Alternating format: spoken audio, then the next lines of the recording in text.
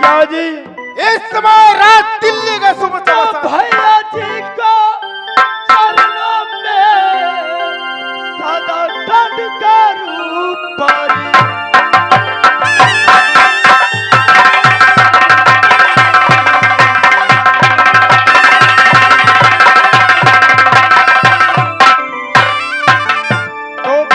जी को चरणों में सागर दंड करूं परिणाम ऐसा आशीषा दीजिए मुझको मैं सदा रहूं कल्याण।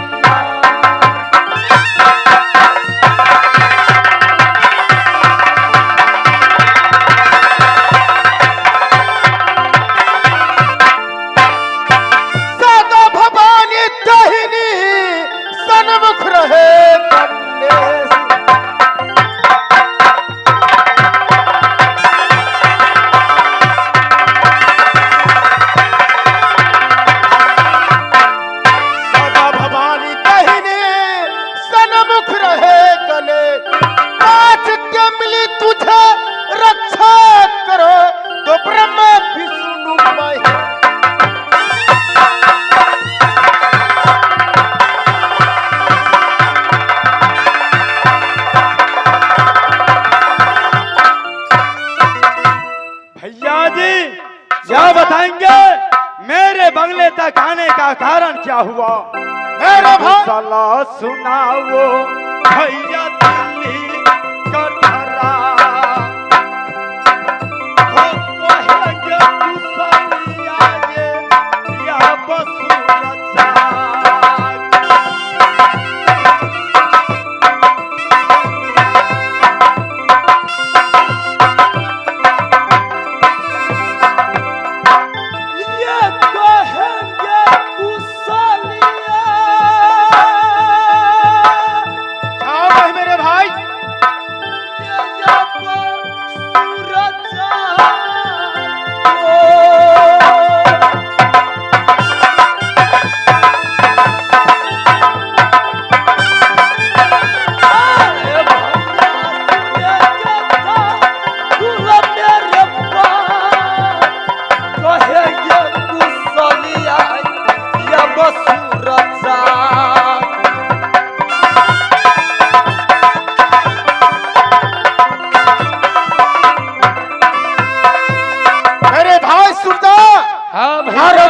कुशल पर जा कुशल कुशल है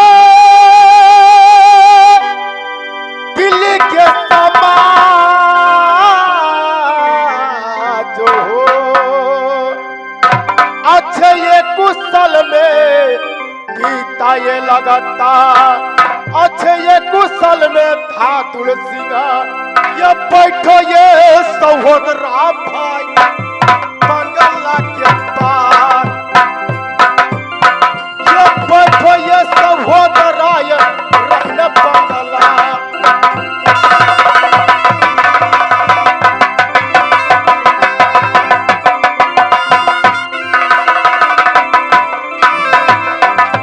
सूरज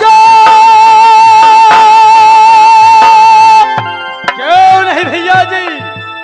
ये सुनो ये था तुलसी के पार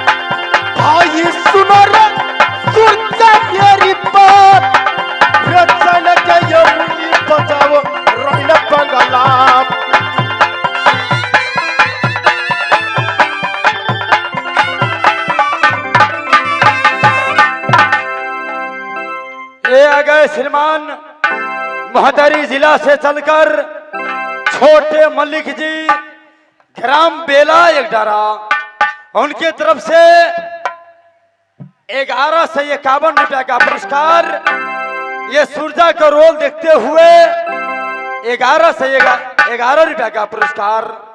और श्रीमान जी को लाख लाख शुक्रिया, नमस्कार और हमारी पार्टी की ओर से धन्यवाद। मैं विशेष क्या कहूं, ओ मेरे मामा जी हैं, कहला करूं हम नाम बड़ाई आराम न सकी है नाम गुण गाई।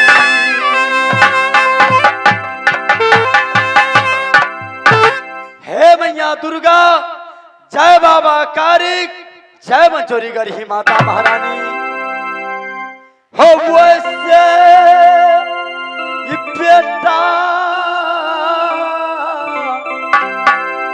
कोई अमर रखना दुर्गा माँ। जय बाबा बजरंग बोली। हो बेटा या मरखना मैया छोटन मलिक जी।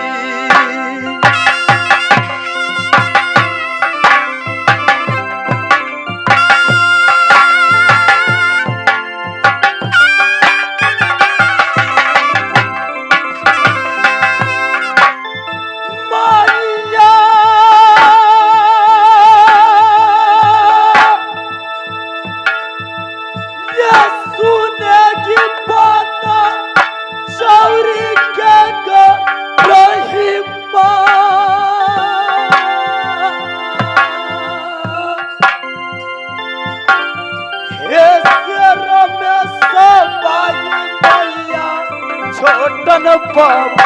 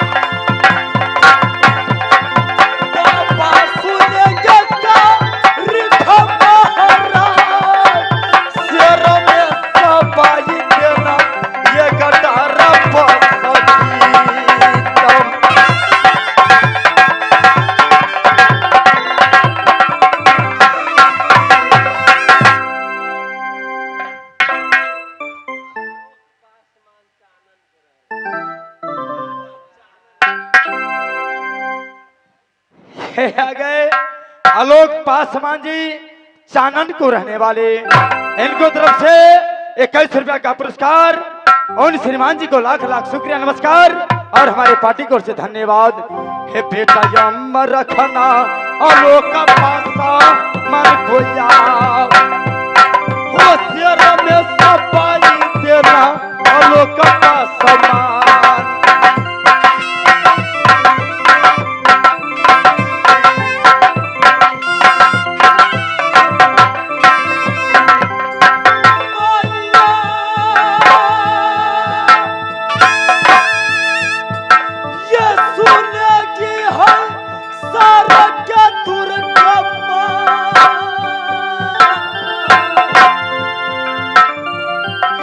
विद्या भरा पूरा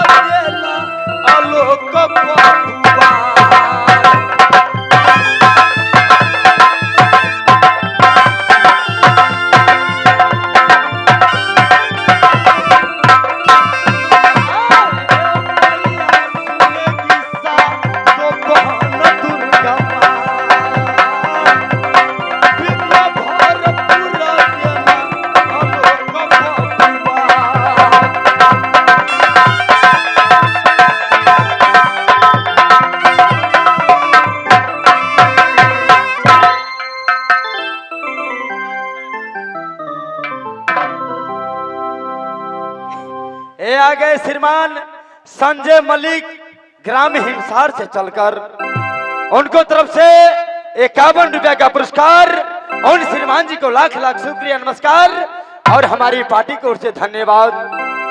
बेटा यम रहना संजय मलिक जी खोया शेर में सफाई है संजय बबुआ।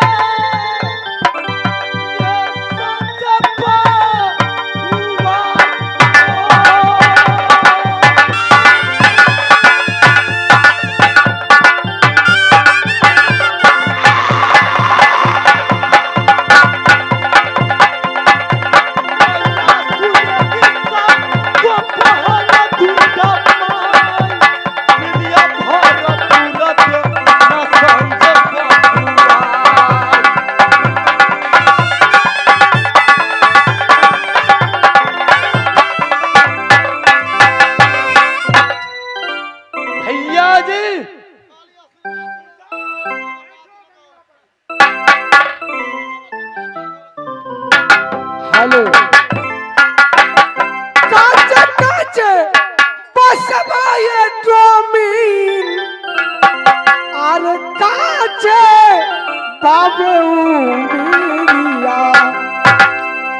काचे बास बिनलू ये ड्रामीन काचे बास बिनलू ये ड्रामीन सिपाली रे माँ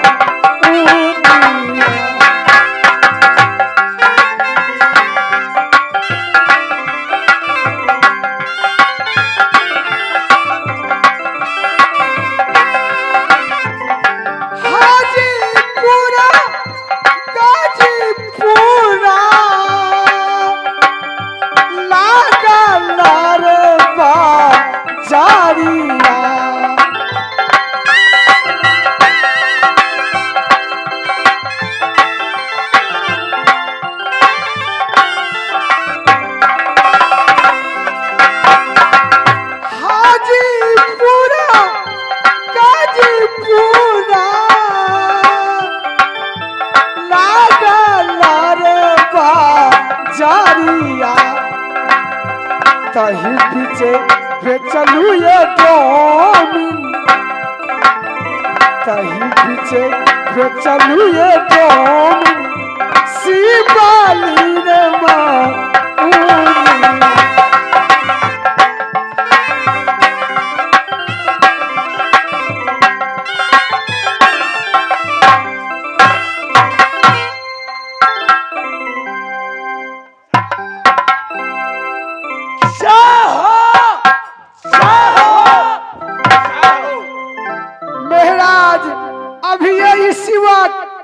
पृथ्वीराज दोनों भाई को भरी हुई दरबार में बुला है, चला जाए। क्या मेरे पिताजी पृथ्वीराज को देश है या धादुल या सूरजा को बुला ही है मेरे पिताजी को बंगला के ऊपर?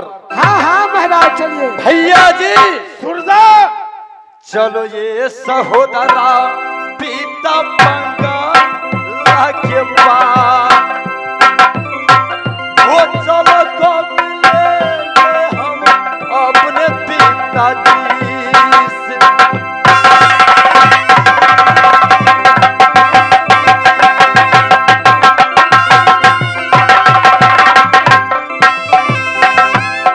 ये चलो के मिलेंगे भाई ये अपने पिता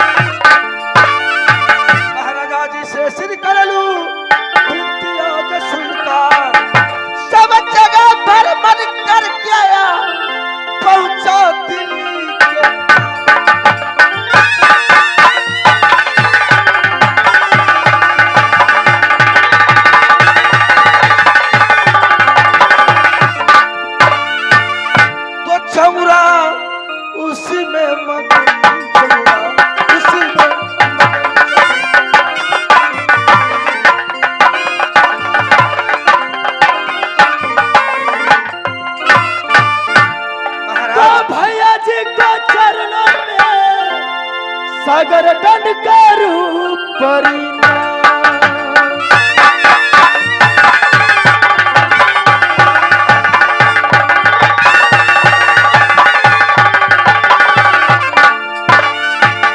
तो भैया जी को चरणों में सागर दंड करू परिणाम। ऐसा शीशा दीजिए अब मुझको सुरजा रहे कलियां।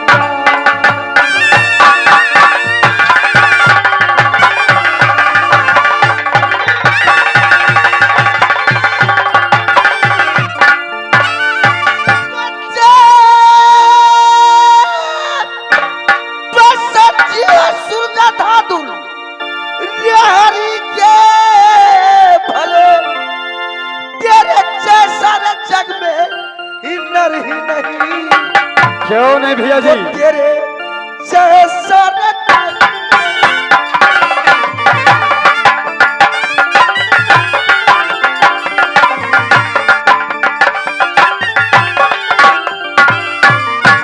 सूरजा सेन। हाँ भैया जी। और धागुल सेन पिताश्री